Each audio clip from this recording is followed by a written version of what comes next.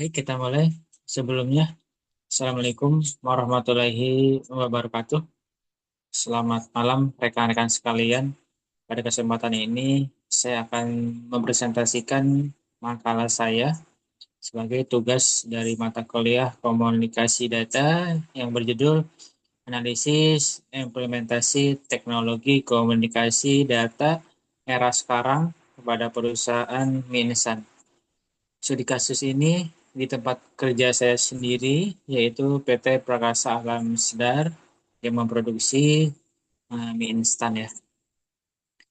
Nah, di era global saat ini, industri makanan dan minuman,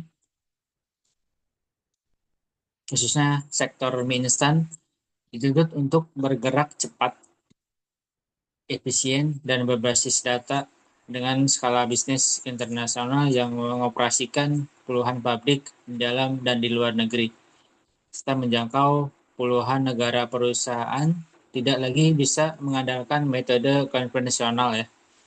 Dibutuhkan tulang punggung berupa teknologi komunikasi data yang terintegrasikan pabrik, gudang, kemudian kantor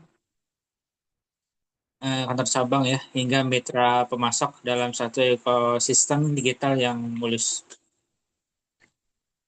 Baik, langsung ke arsitektur jaringan dan infrastruktur komunikasi ya. Di perusahaan ini,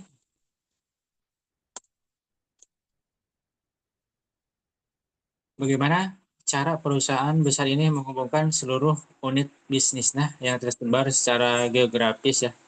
Nah, PT Bangsa Alam menerapkan arsitektur jaringan berbasis WAN dengan memanfaatkan jalur MPLS dan koneksi internet berintegrasi VPN yang berpusat di Jakarta ya.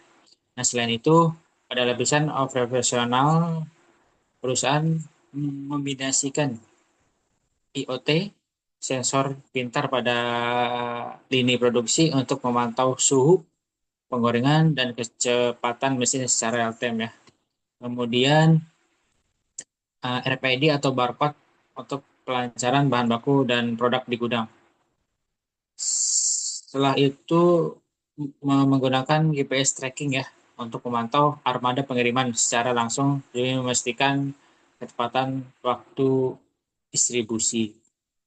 Kemudian untuk jaringan di sini pergerakan utama integrasi data di perusahaan ini adalah sistem ERP ya, berbasis SAP. Sistem ini meruntuhkan informasi antar departemen dengan menggunakan basis data tunggal. Modul SAP yang diimplementasikan mencakup SAP R3 Core untuk operasional dan keuangan, kemudian SAP APO untuk menjamin rantai pasok supply chain management, kemudian SAP BW, itu Business Information Warehouse untuk intelijen bisnis dan peramalan pasar, modul spesifikasi seperti keuangan, produksi dan baku, hingga sumber daya, distribusi dan penjualan. Hasilnya, seluruh departemen dapat berbagai informasi secara instan, akurat, tanpa duplikasi data. Selanjutnya, untuk efisiensi rantai pasok teknologi pendukung lainnya, selain ERP, perusahaan juga mengadakan Electronic Data Interchange atau EDI. Teknologi ini memungkinkan pertukaran dokumen bisnis penting seperti purchase order, faktur, dan konfirmasi pengiriman dilakukan secara elektronik dan otomatis langsung dengan mitra pemasok ya, sehingga memangkas waktu administrasi manual secara signifikasi. Nah, informasi teknologi komunikasi data ini memberikan dampak nyata. Salah satunya pengambilan keputusan yang cepat dan akurat, meningkatkan efisiensi biaya operasional ya, dan ketepatan distribusi. Kemudian selanjutnya untuk tantangan, rekomendasi, dan penutup ya. Tentu saja, transformasi digital berskala besar tidak lepas dari tantangan. Beberapa hambatan yang dihadapi meliputi biaya investasi awal yang tinggi untuk infrastruktur dan lisensi perangkat lunak ya. Kemudian kompleksitas integrasi lintas wilayah dan negara dengan regulasi telekomunikasi yang berbeda. Terus risiko keamanan siber serta adanya resistensi perubahan dari sebagai karyawan. Nah, sebagai solusi, perusahaan disarankan untuk menerapkan investasi secara bertahap ya, memperkuat keamanan siber berlapis, serta rutin mengadakan pelatihan change management bagi karyawan.